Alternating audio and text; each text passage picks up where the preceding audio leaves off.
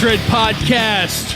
Okay, coming off of Monday Night Raw and Smackdown. We're going to touch on that today for the first week of December 2017. But first, okay, I begged the question of who would be on your wrestling Mount Rushmore, and we had a bunch of people send messages / comment / send me half-assed messages / all of that good stuff. So essentially, I don't have a 4, but the names that tend to pop up on all of them is Stone Cold Steve Austin, Hulk Hogan, and Ric Flair. Those are the big 3. A lot of Chris Jericho as well.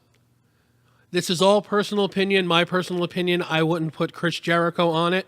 All around great wrestler, great personality, but what has he done for the business like Hulk Hogan?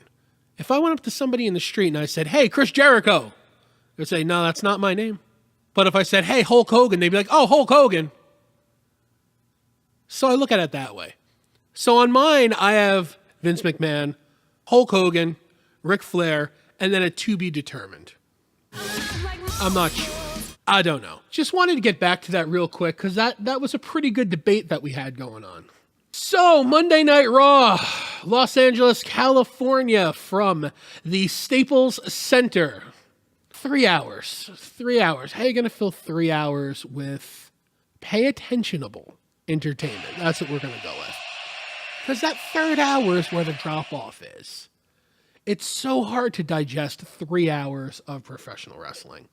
So let's go over this real quick.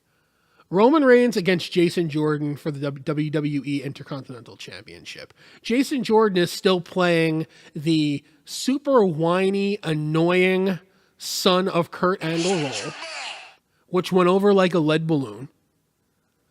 But he's going to make a good hated heel. Not in a heel as the aspect of he is despicable and he's a son of a bitch. No. He's annoying. He's on the same level as Enzo Amore annoying.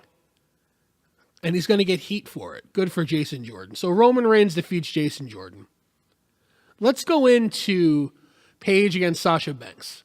That wasn't a bad match. 16 minutes. It wasn't bad. Paige has some pretty damn good matches. Sasha Banks has a lot of great matches too. So it wasn't bad. Mandy Rose, Sonya Deville. Not sure how I feel about Sonya Deville being brought up so quickly from NXT, but we're going to see. We're going to see what happens. Drew Gulak defeated Cedric Alexander, Mustafa Ali, and Tony Nese in a fatal 4-way. I like Drew Gulak.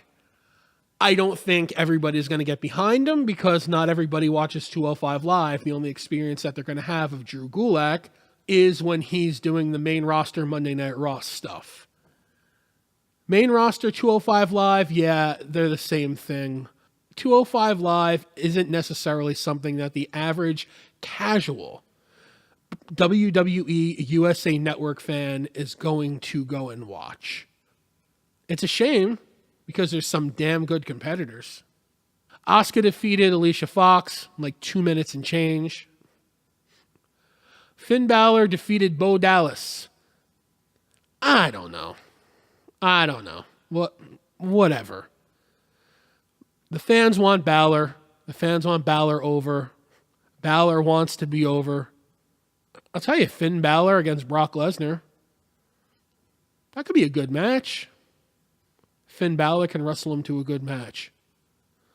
Anyway, The Bar defeated Seth Rollins and Dean Ambrose to retain the tag titles. Only a matter of time before Seth Rollins and Dean Ambrose win the belts back. It was an okay Monday Night Raw. It was pretty good. It wasn't anything... I didn't think anything too exceptional, although we have the awakening. Yes, we have the woken Matt Hardy saying WWE and broken Matt Hardy in the same sentence is kind of scary. Because I need the nefarious Brother Nero on my side and healthy and strong. And he has the monkey see, monkey do behind him. Because if enough people are chanting delete, A group of people that don't know what that means are going to say, oh, that's the delete guy. Let's do it. Let's go right ahead. That's the wonderful thing about professional wrestling. Oh, you didn't know? Your ass better call somebody. My name is Enzo Amore, and this is Big Cass. He's 7 feet tall. Smell what the Rock is cooking. That's all it takes is a catchphrase. But we'll leave that to Drew Gulak. Is WWE going to screw it up? Maybe. Maybe not. I don't know how it's going to pan out. But it's going to be hella fun to watch. And you know what? I hope they do a good job with it. I really hope they do. Moving right along from the Valley View Casino Center in San Diego, California. 2-hour Smackdown Live. Kevin Owens and Sami Zayn kicked off the episode for the Blue Brand. The Sami and Kevin show. That hasn't grown old yet to me. The Sami Zayn, Kevin Love show, even though it's somewhat reminiscent of the best friend Chris Jericho, Kevin Owens show.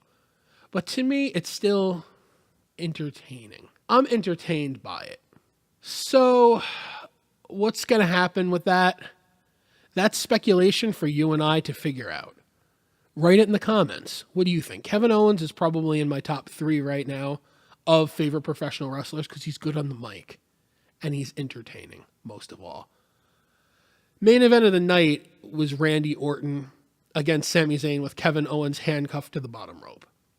I don't think it was a stellar match. My opinion, I don't really think it was a stellar match. Randy Orton can have good matches, but it wasn't that good of a match. Sami Zayn's a good worker, but it just didn't click for me. I started viewing the inside of my eyelids for that one. On the opposite side of the spectrum, Aiden English and Rusev. Rusev debuts his Rusev Day shirt. It's Rusev Day. Rusev Day is getting a chant. Rusev is catching on, and he's going to be a face. It's coming soon. And with Aiden English, with him, that could be great for Aiden English because nobody gives a flying fuck about Aiden English. Maybe with the Vaudevillains, a little bit. But with Aiden English connected to Rusev, he's got a chance. When New Day's music hit, there was a good pop for New Day, but you can hear a little bit of disdain and a little groan from the audience because they were disappointed because they wanted to hear the days of Rusev. And he only got up to 2. Good for Rusev. Good for Aiden English. Well, they defeated the New Day. The Bludgeon Brothers. I like Harper and Rowan. And as I've said on a previous podcast, I don't like the burgundy spandex nightmare they're dressed in now.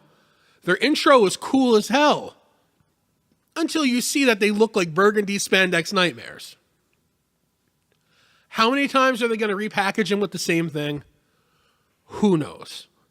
They defeated Adam Jones and Josh Carr in about a minute. Bobby Roode defeated Baron Corbin by disqualification. I really hope Bobby Roode doesn't fall flat. I really, really hope he doesn't because I love his intro. I love Bobby Roode as a wrestler, but you never know what's in store. What does Vinnie Mac have in store for him? Charlotte Flair defeated Tamina by submission. And that was SmackDown. Not really a super exciting wrestling Monday and Tuesday. I would say probably the most interesting thing for me was the Woken Matt Hardy. But I'm hoping Woken Matt Hardy doesn't get sucked into Bray Wyatt's black hole of boredom and 10-minute in-ring promos that go on and on that are good, that are well done. But the same boring thing over and over again. So what's going to happen? You have comments, you have questions, leave them below. 9900 Podcasts, thank you for listening. Smash subscribe with your forehead. It's gonna